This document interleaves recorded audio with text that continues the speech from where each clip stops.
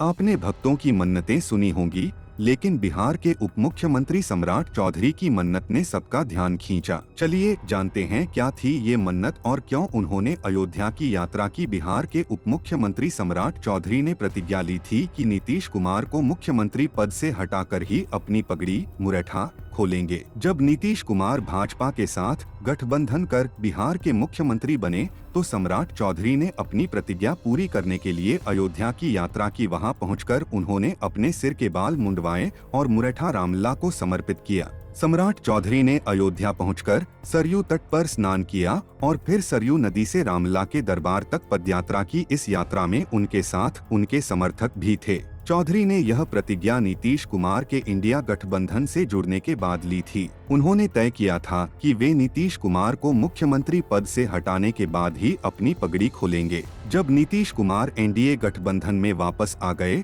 और 28 जनवरी को शपथ ली, तब सम्राट चौधरी ने अयोध्या जाकर अपनी मुरेठा रामलला को समर्पित की। भगवान राम के चरणों में मुरेठा उनके समर्पण करने आया हूँ।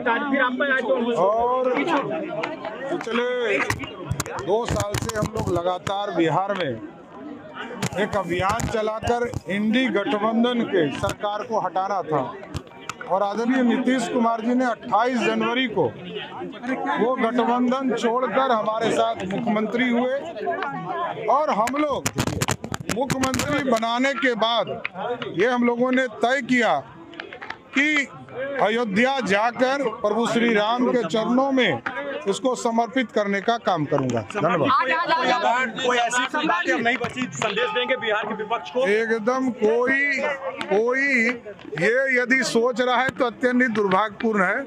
पूर्ण रूप से बिहार की जनता ने भी 75% से अधिक सीटें भी हमको जिताने का काम किया, और साथ ही साथ महागठबंधन अब पूरी तरह कंफ्यूजन में ना रहे, पूरी तरह एनडीए एकजुट होकर बिहार में 40 की 40 सीट, और अगले साल जो विधानसभा का चुनाव होगा उसमें 243 में 200 से अधिक सीटें जीतेंगे। अयोध्या में रामलला का दर्शन कर सम्राट चौधरी ने कहा कि उन्होंने पिछले 2 साल से अभियान चलाकर इंडिया गठबंधन की सरकार को हटाने का काम किया है। बिहार की जनता ने उन्हें 75% से अधिक सीटों पर जीत दिलाई है। उन्होंने विपक्ष पर हमला करते हुए कहा कि इंडिया गठबंधन को कंफ्यूजन में नहीं रहना चाहिए।